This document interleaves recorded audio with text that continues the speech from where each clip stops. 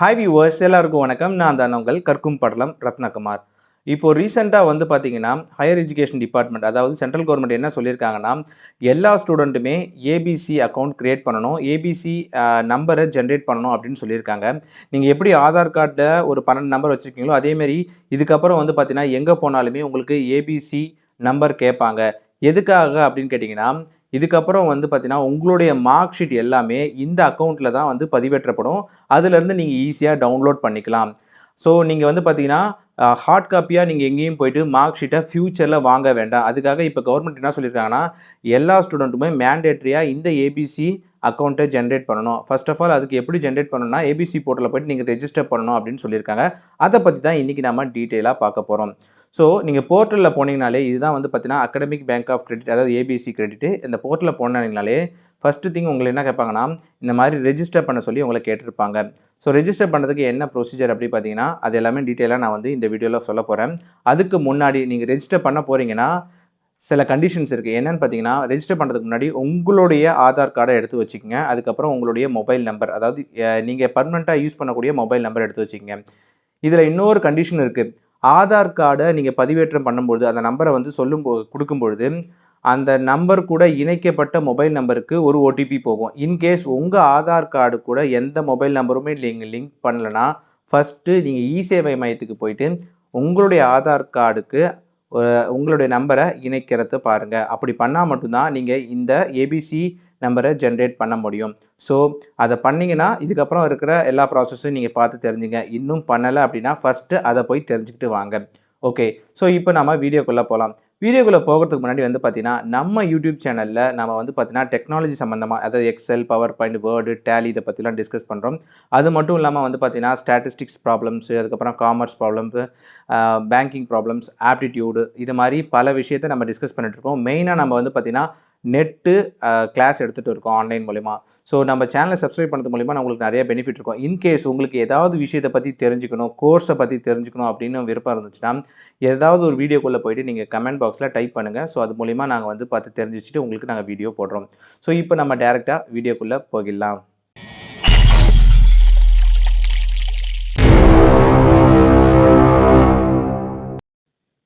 கம்ப்யூட்டரில் ஃபஸ்ட்டு நீங்கள் பார்த்தீங்கன்னா கூகுள் க்ரோமை ஓப்பன் பண்ணிக்கங்க. இன்கேஸ் உங்ககிட்ட கூகுள் க்ரோம் இல்லைன்னா வேறு ஏதாவது ப்ரௌசர் நீங்கள் ஓப்பன் பண்ணிக்கலாம். கூகுள் க்ரோமில் போய்ட்டு மேலே சர்ச் பாக்ஸில் போய்ட்டு நீங்கள் abc.gov.in அப்படின்னு சொல்லிட்டு டைப் பண்ணிங்கன்னா உங்களுக்கு டேரெக்டாகவே பார்த்தீங்கன்னா ஏபிசி போர்ட்டலுக்குள்ளே போயிடும்.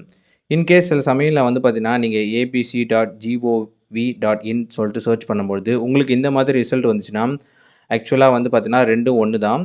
இதில் நீங்கள் ஃபஸ்ட்டு லிங்க்கை கிளிக் பண்ணுறது மூலிமா நீங்கள் டேரெக்டாக நீங்கள் பார்த்தீங்கன்னா அந்த ஏபிசி போர்ட்டலுக்குள்ளேயே போயிடலாம். ஸோ அப்போ பார்த்தீங்கன்னா நம்ம போர்ட்டலுக்குள்ளே வந்தாச்சு. போர்ட்டலுக்குள்ளே வந்த உடனே பார்த்தீங்கன்னா உங்களுக்கு டாப் ரைட் சைட் கார்னரில் பார்த்தீங்கன்னா உங்களுக்கு மை அக்கௌண்ட் இருக்கும். அதுக்கு கீழே ஸ்டூடெண்ட் இருக்கும். ஸோ ஸ்டூடெண்ட்டை செலக்ட் பண்ணுங்கள்.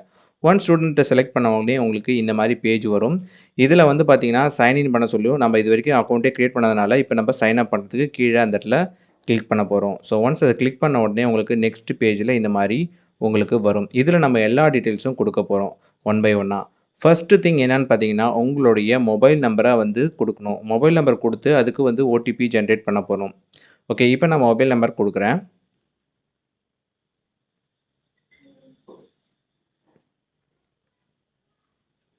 ஒன்ஸ் நான் மொபைல் நம்பர் கொடுத்ததுக்கப்புறம் பார்த்தீங்கன்னா ஜென்ரேட் ஓடிபின்னு இருக்கும். அதை கிளிக் பண்ண உடனே ஆட்டோமேட்டிக்காக நான் என்ன மொபைல் நம்பர் கொடுத்தனோ அந்த மொபைல் நம்பருக்கு எனக்கு ஓடிபி வரும்.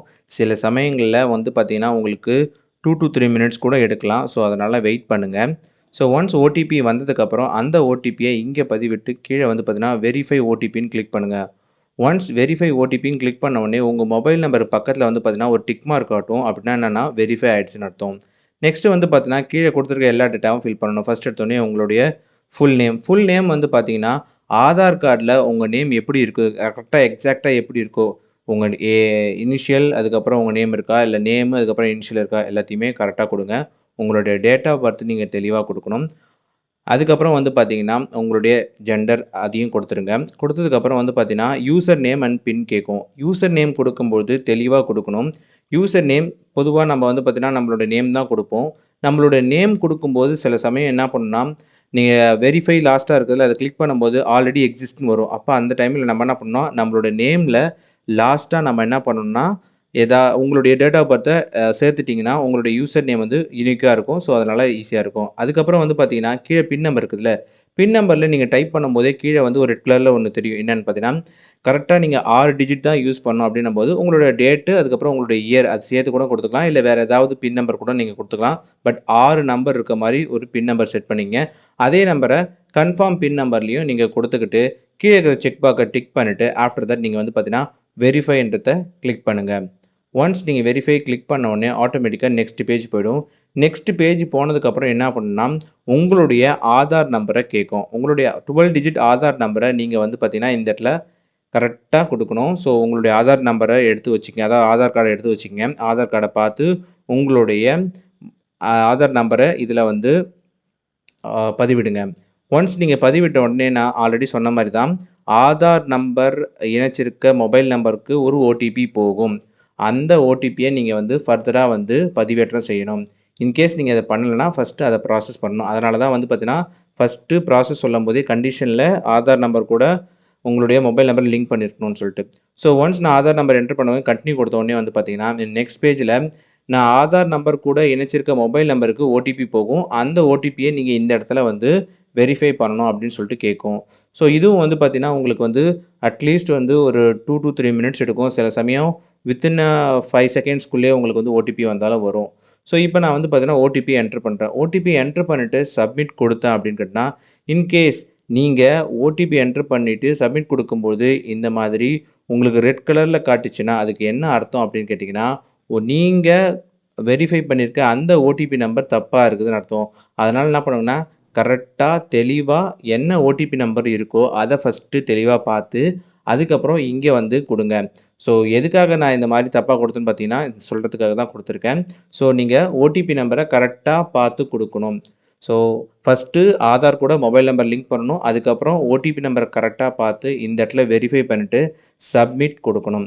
ஸோ ஒன்ஸ் நீங்கள் சப்மிட் கொடுத்ததுக்கப்புறம் வந்து பார்த்தீங்கன்னா கொஞ்சம் டைம் எடுக்கும் போர்ட்டலில். ஏன்னா இப்போ வந்து பார்த்தீங்கன்னா நிறைய பேர் இது ரிஜிஸ்டர் பண்ணிட்டுருக்காங்க. ஸோ டைம் எடுத்ததுக்கப்புறம் வந்து பார்த்தீங்கன்னா டைரெக்டாக உங்களுக்கு வந்து உங்களுடைய ஏபிசி நம்பர் வந்து இந்த இடத்துல காட்டும். ஸோ இப்போ நீங்கள் வந்து பார்த்தீங்கன்னா அகாடமிக் பேங்க் ஆஃப் கிரெடிட் நம்பரை க்ரியேட் பண்ணியாச்சு. உங்களுடைய 12 டிஜிட் நம்பர் உங்களுக்கு இங்கே காட்டுது. இந்த 12 டிஜிட் நம்பரை நீங்கள் வந்து சேவ் பண்ணி வச்சுக்கணும். இப்போ நான் என்ன பண்ண போகிறேன்னா என்னுடைய டேஷ்போர்டுக்குள்ளே போகிறதுக்காக கோ டு டேஷ்போர்ட் கொடுக்குறேன். கோ டு டேஷ்போர்ட் கொடுத்த உடனே ஆட்டோமேட்டிக்காக வந்து பார்த்தீங்கன்னா என்னுடைய டேஷ்போர்டில் போயிடுச்சு. இப்போதைக்கு வந்து பார்த்தீங்கன்னா என்னுடைய அம்மாவுடைய நம்பரை வச்சு தான் நான் வந்து இது ஜென்ரேட் பண்ணியிருக்கேன் உங்களுக்கு சொல்கிறதுக்காக. ஸோ அப்போ அவங்களுக்கு வந்து பார்த்தீங்கன்னா எந்த கிரெடிட்டுமே இல்லை, 0 தான் வரும். உங்களுக்கும் அதே தான் வரும். இதுக்கப்புறம் ஃப்யூச்சரில் வந்து பார்த்தீங்கன்னா உங்களுடைய ஏபிசி கோடை வந்து காலேஜில் கொடுக்கறது மூலிமா காலேஜில் உங்களுக்கு மார்க் ஷீட்லாம் அப்லோட் பண்ண ஆரம்பிப்பாங்க. நீங்கள் ஏபிசி போர்ட்டலுக்குள்ளே போகும்போது digillocker.gov.in அப்படின்றத நோட்டீஸ் பண்ணிக்கலாம். அப்படின்னா என்ன பார்த்தீங்கன்னா இதை பற்றி நம்ம அடுத்த வீடியோவில் ஃபுல்லாக டிஸ்கஸ் பண்ணலாம். ஸோ இப்போதைக்கு ஏபிசி நம்பர் நீங்கள் க்ரியேட் பண்ணியாச்சு. தேங்க்யூ.